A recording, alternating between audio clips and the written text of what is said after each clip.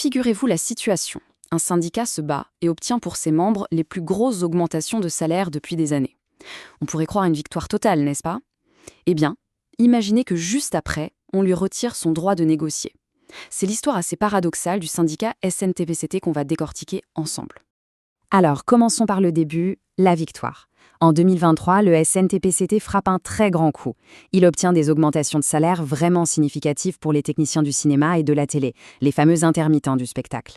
Comme on le voit ici, certaines revalorisations grimpent jusqu'à 14%. C'est du concret. C'est le genre de résultat qui montre qu'un syndicat est efficace. Et pourtant, pile au sommet de ce succès, tout bascule. Un arrêté officiel, daté du 20 décembre 2023, tombe comme un coup près.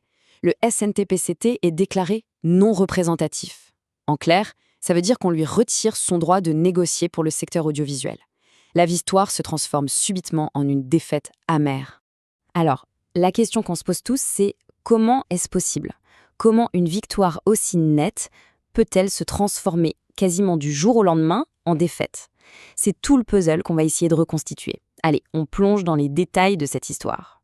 Première partie donc, une victoire, puis une défaite. On va revenir sur ce paradoxe pour bien en comprendre tous les aspects. D'abord, il faut savoir que le SNTPCT n'est pas un petit nouveau. C'est un syndicat historique qui existe depuis 1937. C'est la voix des techniciens, des cadreurs, des monteurs, bref, de tous ces métiers de l'ombre qui sont absolument essentiels pour fabriquer les films et les séries qu'on aime tant. Voilà donc la contradiction résumée. D'un côté, une victoire salariale majeure, de l'autre, une exclusion pure et simple de la table des négociations. Pour le SNTPCT, évidemment, le timing n'a rien d'une coïncidence. Ils y voient une manœuvre qui, pour reprendre leurs termes, satisfait opportunément et pleinement les intérêts patronaux. Autrement dit, une façon d'écarter un acteur jugé un peu trop combatif. Mais alors, comment on a pu en arriver là, légalement parlant? Eh bien, la clé de tout ça se trouve dans un concept juridique un peu technique, mais vraiment essentiel, la représentativité syndicale. En France, c'est simple. Pour qu'un syndicat ait le droit de s'asseoir à la table des négociations, il doit prouver son poids. C'est ce qu'on appelle la représentativité. C'est un statut officiel qui se gagne lors d'élections professionnelles. Et la règle d'or, c'est d'obtenir au moins 8% des voix. Si un syndicat passe en dessous de ce seuil, c'est la porte. Il est exclu des discussions. Ce fameux score de 8% est calculé en additionnant les voix de deux types d'élections bien différentes. D'un côté, les élections dans les très petites entreprises, les TPE. De l'autre, les élections des comités sociaux et économiques, les CSE, dans les plus grandes boîtes. Et c'est là que le bas blesse, d'après le SNTPCT. Le syndicat critique un système qu'il juge opaque et qui, selon lui, exclut une bonne partie des intermittents. Le SNTPCT va même plus loin et dénonce des irrégularités dans le décompte. Il pointe du doigt une augmentation soudaine et, d'après lui, suspecte, des voix venues des élections en entreprise.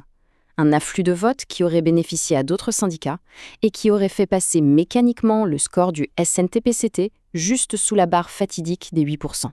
Et cette citation, tirée d'une de leurs publications, illustre parfaitement leur frustration. On sent bien leur sentiment d'être face à un système qui favoriserait les grandes centrales généralistes au détriment des syndicats de métiers beaucoup plus spécialisés comme le leur. Troisième partie, le nouvel équilibre des forces. Concrètement, quelles sont les conséquences de cette décision? Comment est-ce que ça change la donne? Pour bien saisir l'impact, il faut retenir ce chiffre, 65%. C'est la proportion d'intermittents dans la main-d'œuvre du secteur. Ils sont le cœur du réacteur, vraiment la grande majorité des travailleurs et travailleuses sur les plateaux de tournage. Et c'est là qu'on arrive à un autre paradoxe. Le SNTPCT affirme que les syndicats qui ont maintenant le pouvoir de négocier ne représentent en fait que très peu de monde parmi ces 65% d'intermittents. Il y aurait donc un décalage total entre la base des travailleurs et ceux qui sont censés les représenter. D'après le SNTPCT, cette situation crée une impasse. Les personnes à la table des négociations ne connaîtraient pas vraiment les réalités du terrain, ce qui pourrait paralyser tout progrès social pendant les 4 prochaines années, voire même entraîner des reculs. Bon, mais tout ça, qu'est-ce que ça change au quotidien pour les gens qui travaillent? Pour que ce soit moins abstrait, prenons un exemple très précis. Un tournage, c'est rarement au coin de la rue. Pour les équipes, la question des déplacements, du temps de trajet et de leur indemnisation, c'est donc un enjeu quotidien et extrêmement concret. Prenons ce conflit récent sur le paiement des longs trajets. Une société de production a décidé de ne compenser que les kilomètres qui dépassent un trajet jugé normal. Mais pour le SNTPCT, c'est une interprétation qui viole la loi. Le syndicat, lui, se bat pour un principe simple.